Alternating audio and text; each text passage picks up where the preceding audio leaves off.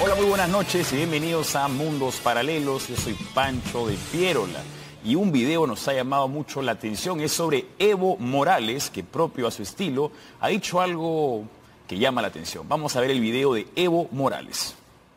¿Sabe a qué conclusión estoy llegando? Mi experiencia. Para la gente que tiene mucha plata, ¿para qué necesita hacer política? Nada.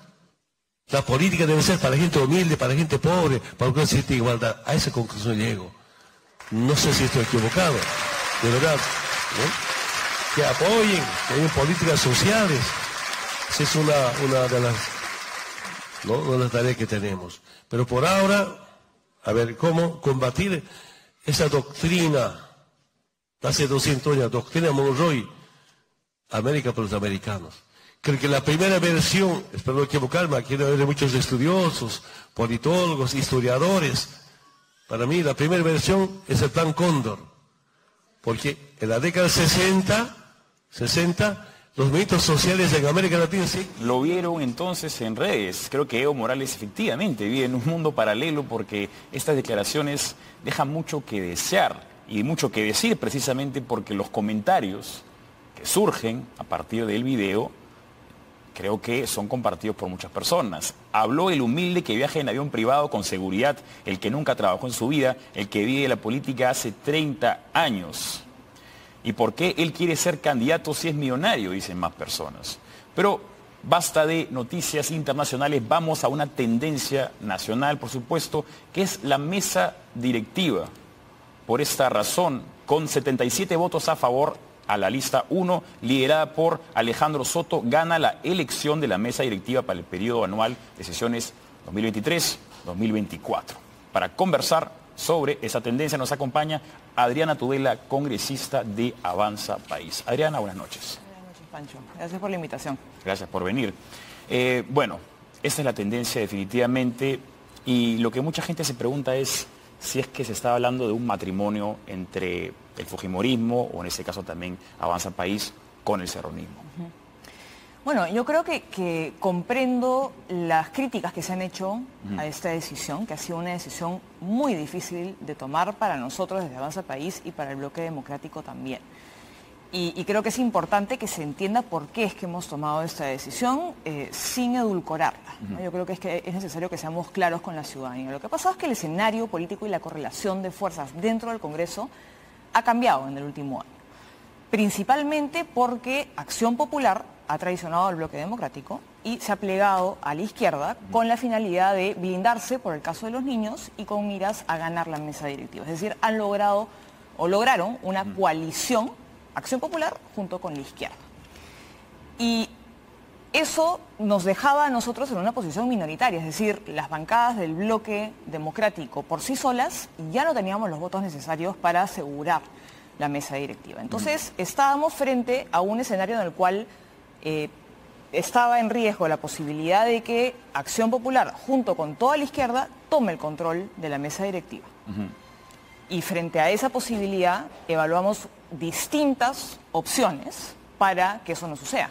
Y finalmente lo que hemos terminado presentando ha sido la única opción viable que nos ha permitido no ceder el 100% del control del Congreso a la izquierda. Ahora, eso alianza... ha significado evidentemente que hemos tenido que llegar a un acuerdo con Perú Libre y creo que las alternativas eran o un Congreso 100% controlado por la izquierda o una fórmula del bloque democrático con una cuota del 25% de izquierda, y la decisión estaba clara, ¿no? Que es la que hemos tomado. Ahora, ¿esta alianza es solamente para poder llegar a la mesa directiva o han encontrado similitudes o semejanzas con Perú Libre? Como dice, por ejemplo, acá Otto Gibovich, quien dice, Cerrón no es garantía de democracia, pero es menos malo que un Calderón o Calderona fariseos. Repudiable que los niños mafiosos quisieran buscar impunidad. La gente se pregunta si es que en los consensos que han encontrado con Perú Libre está, por ejemplo, presentar algún tipo de desaforo o de suspensión a los niños. Bueno, ese tema, digamos, ya se votó. Claro.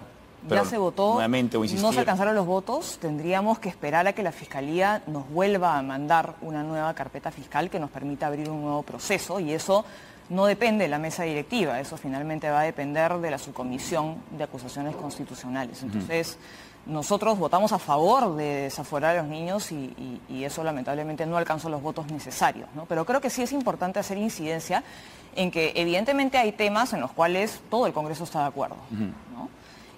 Y cuando dije al principio que no había que edulcorar esta decisión que hemos tomado, lo digo porque tampoco creo que es realista o razonable decir que ahora mágicamente Perú Libre y las fuerzas del bloque coincidimos en absolutamente todo. Las diferencias se mantienen y, por ejemplo, muchos han, digamos, criticado que Valdemar Cerrón haya hablado de la Asamblea Constituyente cuando juramentó, ¿no? Yo creo que eso para nosotros no es ninguna sorpresa, porque Perú Libre no va a dejar de creer en lo que cree de la noche a la mañana, ni nosotros vamos a dejar de defender lo que defendemos. Pero ¿cuáles son las coincidencias que han encontrado? Pero creo que es importante, digamos, explicar por qué es que es tan importante el control de la mesa directiva.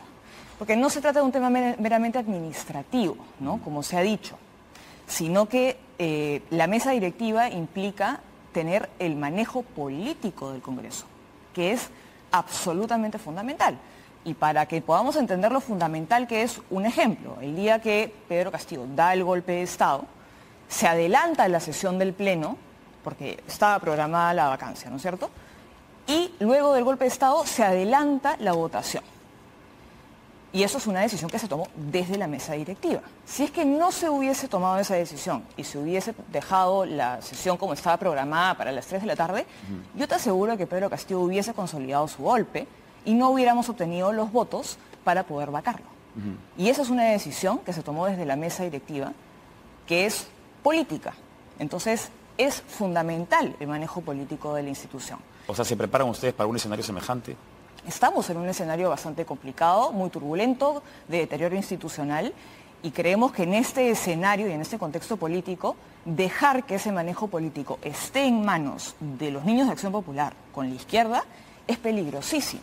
Entonces, se nos dice que nosotros hemos traicionado nuestros principios al llegar a este acuerdo con Perú Libre, pero yo creo que eso no es así, porque finalmente, como te digo, estar en la mesa directiva o controlar la mesa directiva no solamente es sentarte en la parte de arriba del hemiciclo, sino que tiene una serie de implicancias que son fundamentales, como el manejo político de la institución, asegurar la presidencia de ciertas comisiones, como podría ser Economía, Constitución, que son fundamentales. Entonces, las alternativas eran, o formábamos una lista únicamente de los miembros del bloque democrático, Avanza País, Fuerza Popular, Renovación, la APP, y perdíamos, porque no teníamos la mayoría de los votos, y le dejábamos la cancha al 100% a la izquierda, o cedíamos un poco con una fórmula del bloque democrático con una cuota de izquierda. Y evidentemente el escenario no es el ideal, no es el que a nosotros nos gustaría, pero finalmente tenemos que trabajar con la composición que el Congreso tiene actualmente, ¿no? A nosotros nos encantaría que la composición pueda cambiar. Yo creo que si se impulsaran ciertas reformas políticas, como la renovación del Congreso a la mitad del periodo, estas cosas no sucederían, ¿no? Bien, ha mencionado justamente este bloque democrático, Renovación Popular, que brilla por su ausencia en esta mesa directiva y en el apoyo que han recibido ustedes. ¿No hubo una conversación con ellos previamente sobre qué candidatos iban a estar en esa mesa? Porque, con Renovación. Con Renovación. Sí, por supuesto. Nosotros porque Alejandro Muñante incluso dijo que se había sorprendido muchísimo, dijo una palabra que se arrepintió. No, nosotros, digamos, las bancadas del bloque venimos conversando de esto desde hace más de un mes y como te digo, hemos evaluado todas las alternativas posibles y finalmente esta ha sido la única viable. Y así como Avanza País tenía aspiraciones de estar en la fórmula, yo estoy segura que todas las bancadas del bloque tenían aspiraciones, ¿no? Y finalmente ha sido Avanza País quien ha estado en la fórmula. Eso creo yo que se ha debido a que Renovación finalmente nunca definió si iban a presentar un candidato o no. O sea, no tuvieron un candidato claro, nosotros sí tuvimos un candidato claro. Pero lo que sí creo que es importante señalar es que Avanza País tenía claro que íbamos a apoyar esta lista estando o no en la fórmula. Es decir, así integráramos o no integráramos la lista, en Avanza País teníamos clarísimo que teníamos que apoyar. ¿Ven ustedes como tradición que Renovación no los haya apoyado? No sé si como una tradición, pero definitivamente no compartimos, digamos, el análisis que ha hecho el almirante Montoya, a quien yo respeto mucho, pero creo que en esta ocasión, digamos, no está analizando correctamente la situación. Él ha señalado que le hemos entregado la mesa al comunismo. Yo creo que se ha confundido y ha pensado que ha ganado la lista 2, ¿no? Porque la lista 2 hubiese implicado entregarle el Congreso al 100% a la izquierda. ¿Siguen siendo parte del bloque democrático, Renovación y ustedes? ¿O sí, por supuesto, y existen diferencias dentro del mismo bloque democrático. Las diferencias que pueden existir entre las distintas bancadas no son un impedimento para poder formar alianzas y coaliciones de votos. Ahora, Mauricio Müller dice algo muy interesante. Veo cojudignos congresistas renunciando a sus bancadas por el pacto para la mesa. Solo demuestran que están en el Congreso por fama y sueldo, pero no tienen idea de la real política. ¿Es esto real política? Este caso, yo creo como real política. que vuelvo un poco al tema de la defensa de los principios, ¿no? Para defender los principios y defender lo que uno cree, nosotros en Avanza País estamos convencidos en que tenemos que defender el orden constitucional, que tenemos que defender los principios de la libertad, y para defender esos principios no basta con decirlo de la boca para afuera, ¿no?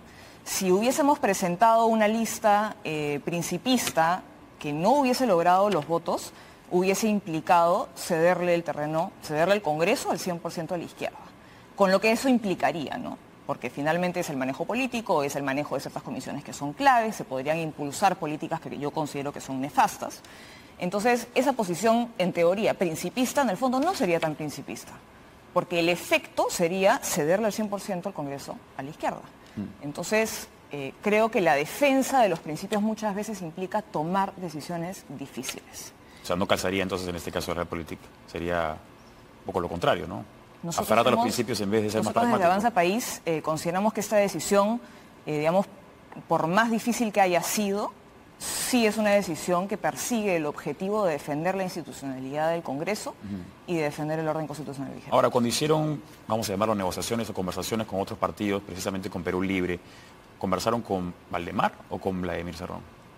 Bueno, las reuniones que hemos tenido nosotros desde el Bloque Democrático han sido, digamos, con los voceros de Perú Libre y con el candidato Valdemar Cerrón, ¿no? Porque Vladimir Cerrón ha, digamos, resurgido un poquito esta última semana en redes sociales, estuvo acá el otro día en el programa con Mario y se le vio bastante como el líder, verdaderamente como el ganador, en todo caso, el segundo ganador de esta mesa directiva.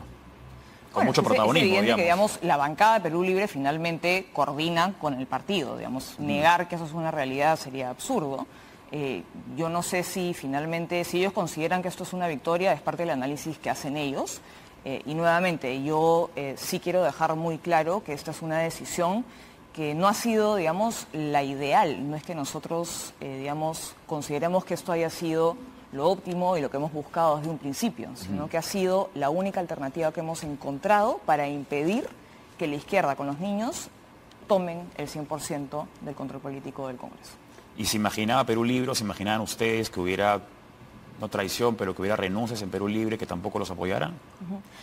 Bueno, yo creo que era previsible porque ya habíamos escuchado algunas declaraciones de algunos congresistas dentro de Perú Libre que consideraban que de ninguna manera se podría llegar a un acuerdo con Fuerza Popular, por ejemplo, ¿no? Entonces sí hubo renuncias, pero eso no fue algo que fuera totalmente sorprendente para nosotros. Ahora, este tuit de acá dice: lloran los caviares y fujitraumados, lloran todos los que llevaron al poder a Perú Libre pensando que obtendrían 5 ministerios. Pero son solamente ellos los que lloran, porque también hay un grupo considerable de derecha que los está viendo ustedes como traicionadores, ¿no? Entonces, traidores, perdón. Tenemos, por ejemplo, este tuit de Fernán Altuve, quien ha sido muy crítico con el serronismo mucho tiempo, que dice: en la vía pública ninguna posición de poder como una mesa directiva de un Congreso es tan importante como para perder la coherencia y los principios. Con el extremismo no se pacta. Sí, bueno, creo que ya, digamos, yo respeto mucho a Fernán Altuve, quien además ha sido mi profesor.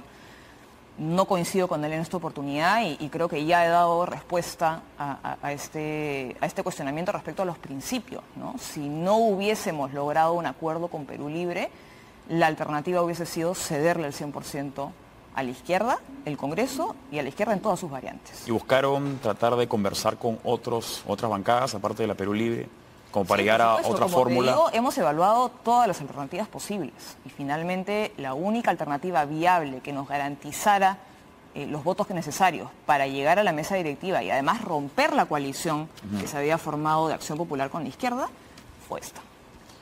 Ahora, la actitud de estos congresistas como el señor Alex Flores, que visa su voto para la elección de la mesa directiva, finalmente es una muestra de traición, ¿no? Se sienten traicionados por Vladimir Cerrón, se sienten traicionados por Valdemar Cerrón, pero ¿Cómo pueden ustedes, como mesa directiva, en todo caso, buscar la cohesión para tranquilizar a las personas que se sienten traicionadas?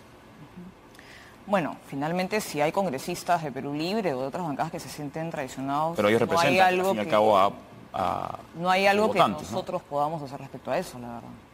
Bien, el tema es que justamente en el comunicado, ¿dónde está el comunicado? Aquí se menciona como anteponemos los intereses nacionales frente a nuestras diferencias. A ver si el Twitter decide apoyarme. Bueno, mencionan crisis económica y de seguridad, pero no mencionan crisis política, como si las similitudes que hubiera entre ustedes y los 5 partidos firmantes de esa mesa directiva fueran precisamente los temas económicos y de seguridad, pero no una crisis política. Hay como que un poco de incongruencia, ¿no? Porque estamos en una crisis política, pero no la está mencionando en el comunicado. Bueno, lo que señala el comunicado es obvio, ¿no? Y como señalé hace un rato, hay temas en los cuales todos los congresistas estamos de acuerdo y muchos de los cuales se aprueban por unanimidad. Estamos todos de acuerdo en que hay que combatir la pobreza, en que tenemos que reactivar la economía, en que hay que fortalecer a las MIPE. Sí. Creo que es evidente que vivimos en una crisis política y hay un deterioro institucional que afecta no únicamente al Congreso, sino a todas las instituciones. Pero nuevamente, y dije, yo no creo que tengamos que edulcorar esta claro, decisión, que ha sido una decisión difícil, pero necesaria para garantizar el orden constitucional y la defensa institucional del Congreso, y es evidente que tenemos diferencias ideológicas abismales con Perú Libre. Y cómo vamos a resolver esta crisis política, evidentemente difiere entre las distintas bancadas, incluso dentro de las bancadas del bloque democrático. Y finalmente la agenda legislativa se define en la Junta de Portavoces, en donde participan todos los voceros y las decisiones se toman por mayoría. Y respecto a la crisis política, creo también que es importante hablar de la reforma política, que es un tema que Avanza País considera prioritario y que vamos a impulsar en la siguiente legislatura que se inaugura mañana, ¿no? Y justamente viendo un poco el escenario político, que como ya mencioné, no es ideal, debemos evaluar alternativas, como por ejemplo la renovación parcial del Congreso a mitad de periodo, que nos permitiría darle al ciudadano la capacidad de recomponer el Congreso, evaluar el trabajo que han hecho los congresistas y con eso fortalecer la rendición de cuentas. Bien, también este video que ha colgado Martín Hidalgo de Valdemar Cerrón, quien juró por la Asamblea Constituyente. Vamos a verlo cortito, nomás dura menos de 40 segundos. Ahí lo agrandamos.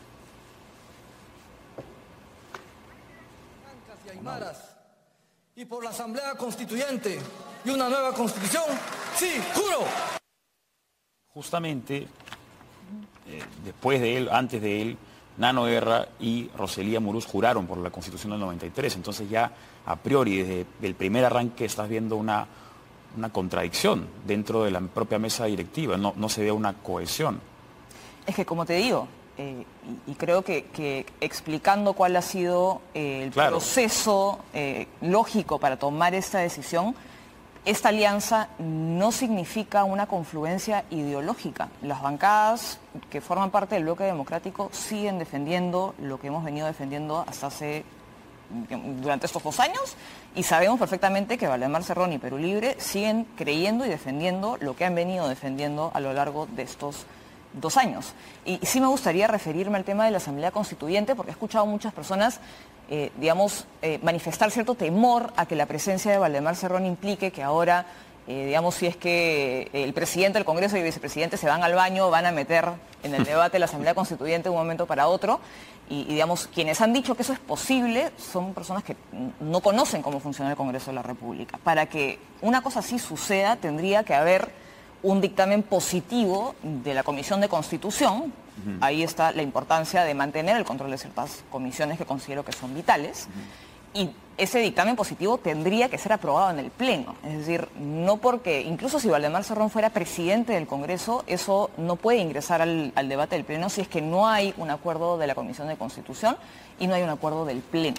Y es un tema además que ya se ha debatido y se ha votado y se ha archivado en 2 ocasiones distintas, ¿no? Cuando se debatió el proyecto en la Comisión de Constitución, cuando se archivó, Y durante el debate del adelanto de elecciones, la opción de la Asamblea Constituyente también quedó totalmente descartada, ¿no? Entonces, nuevamente es una diferencia ideológica que tenemos abismal, que nuevamente, digamos, no significa que de la noche a la mañana las bancadas dejen de pensar lo que piensan, ¿no? Pero no va a entorpecer eso un poquito el trabajo de la mesa directiva si es que están constantemente contradiciéndose o teniendo... Que nuevamente la agenda parlamentaria depende de la Junta de Portavoces, ¿no? Digamos, la mesa directiva tiene, digamos, el manejo político de la institución, pero no tiene la capacidad de definir la agenda ni los proyectos que se presentan o que se aprueban o no dentro de las distintas comisiones que nuevamente son compuestas por las distintas fuerzas parlamentarias que forman parte del Congreso. Eso es lo que se temía, porque Valdemar Cerrón ha salido diciendo seguimos con la misma agenda para impulsar la Asamblea Constituyente, cambio de Constitución, y mucha gente se la cree. Así como lo han hecho en años pasados. Pero ¿cómo cambia en todo caso la elección de Valdemar Cerrón en la mesa directiva con respecto a su agenda? ¿O no tiene ningún cambio absoluto? Porque nuevamente la agenda no, claro, pero digamos, para tranquilizar a las personas que no depende exclusivamente de la mesa directiva, sino que depende de los proyectos que se presenten desde las distintas bancadas, de si se aprueban o no se aprueban dentro de las distintas comisiones. Nuevamente, la importancia de mantener ciertas comisiones clave como Constitución, Economía, es fundamental, digamos. Esto no es un tema meramente administrativo, sino que garantizar el control de la mesa directiva implica tener control de ciertas comisiones clave y además garantizar un manejo político responsable del Congreso de la República. Ahí encontré este tuit que me llamó la atención porque puede ser teoría conspirativa o puede ser un presagio estratégico de Farid Matuk, quien dice lo siguiente, ¿no? Política, lista 1 al poder. Primero, Bacana presidenta. Luego, se inmola Soto y renuncia. Guerra García preside el Ejecutivo. Cerrón preside el Legislativo. Acuña jura como premier. Gabinete de ancha base, reelección congresal inmediata. Adelanto de elecciones, Keiko presidenta. ¿Hay algo de cierto en esta teoría? No, en lo absoluto, primero porque no hay una intención de vacar a la presidenta. En segundo lugar, si es que Soto renunciara, digamos, se tendría que elegir a un nuevo presidente del Congreso. Eso de que el primer vicepresidente pasa a ocupar el puesto del primero y se convierte en presidente de la República es falso y no ha sucedido así las veces que este escenario se ha dado a lo largo de nuestra historia, ¿no? Entonces, digamos, hay errores ahí, digamos, de cálculo político y hay errores, digamos, de interpretación constitucional también. Okay. Sí. Bien, quiero aprovechar también que te tengo acá porque he visto este tuit tuyo acerca de los 8 proyectos que has presentado y que se convirtieron en leyes en la última legislatura, pero en el segundo hilo mencionas esto, ¿no? El Congreso de la República también debe priorizar la simplificación del ordenamiento legislativo. Por eso he presentado un proyecto para derogar 1.245 normas en desuso. ¿Cómo puede haber 1.245 normas en desuso? Bueno, hay muchas más en realidad, ¿no? Tenemos un serio problema de hiperregulación en el Perú. Tenemos más de 30.000 leyes vigentes, tenemos más de 500.000 de normas vigentes, es decir, normas con rango inferior a la ley. Y muchas de esas normas han sido derogadas tácitamente por otras y han cumplido su plazo y han cumplido su finalidad, pero, digamos, no han sido derogadas explícitamente, por lo tanto, siguen formando parte del ordenamiento legislativo. Y eso genera una serie de problemas para los ciudadanos, porque es muy difícil para el ciudadano saber cuál es la ley vigente, cuál es la ley aplicable, qué requisitos tenemos que cumplir, cuáles no. Tenemos que contratar abogados solamente para saber si la ley está vigente o no. Y eso es un problema real, que genera un pasivo gigantesco para la ciudadanía que tiene que ser resuelto, ¿no? Entonces, a mí me preocupa mucho cuando se evalúa a los congresistas en función a cuántas leyes han publicado, presentado, aprobado. Yo creo que tenemos un problema de exceso de regulación y de exceso de leyes que tenemos que abordar, ¿no? Porque esto genera barreras gigantescas para la formalización, nos hacen menos competitivos y es un problema que se aborda desde la CEMOL, que es una comisión especial encargada del ordenamiento legislativo, ¿no? Justamente lo que se busca es simplificar el ordenamiento, planteando la derogación de estas normas que ya, digamos, han cumplido su plazo, su finalidad, ya no se usan, pero que siguen formando parte del ordenamiento. Planteamos también mejoras en la calidad regulatoria, ¿no? Porque cuando se legisla en el Congreso, se suele legislar bajo la falsa premisa de que si la ley no le genera gasto al Estado, entonces no tiene costos. Y eso es absolutamente falso, porque la ley siempre le va a generar un costo al ciudadano, que es quien la tiene que cumplir, ¿no? Entonces, se legisla pensando que Si no hay gasto público, entonces la ley no tiene costos. Se legisla pensando que el privado tiene recursos infinitos para cumplir con la ley. Y lo cual es absurdo porque las empresas en el Perú son en su grandísima mayoría micro y pequeñas empresas. Más del 90% de las empresas del país son micro y pequeñas empresas que son manejadas por una persona o una familia, digamos, que básicamente crean estas empresas para poder subsistir. Entonces, se legisla bajo estas falsas premisas y eso nos genera un problema gigantesco. Porque hay un exceso de normas que quedan escritas en el papel y punto porque no se pueden cumplir. Y esto nos genera un costo gigantesco que estamos tratando de abordar desde la Comisión Especial encargada del Ordenamiento Legislativo y esperamos que ese paquete de normas llegue al Pleno y sea aprobado. Sí. Ahora, a 2 días del mensaje a la Nación, ¿qué esperas tú como congresista? ¿Qué espera la bancada Avanza País en el mensaje de Dina Boluarte? Bueno, esperamos que se aborde el problema de la reactivación económica, que creo que no es un tema que se ha abordado desde el enfoque correcto por parte del Ejecutivo. La economía no se va a reactivar aprobando bonos. Y creo que lamentablemente eso es lo que ha venido ocurriendo. Entendemos que en el contexto de la pandemia era razonable y estaba bien que se aprueben esos bonos. Pero ya hemos superado ese contexto y necesitamos fomentar la inversión privada, que es el único motor de crecimiento económico y el único motor de generación de empleo. Si no hay generación de empleo, no vamos a salir de la pobreza. Creo que la reactivación económica y el fomento de la inversión privada a través de incentivos tributarios, a través de dinamizar el mercado laboral, son fundamentales. Luego creo también que el Ejecutivo tiene que impulsar la reforma política. Si nosotros no impulsamos la reforma política, es imposible que cambiemos esta situación.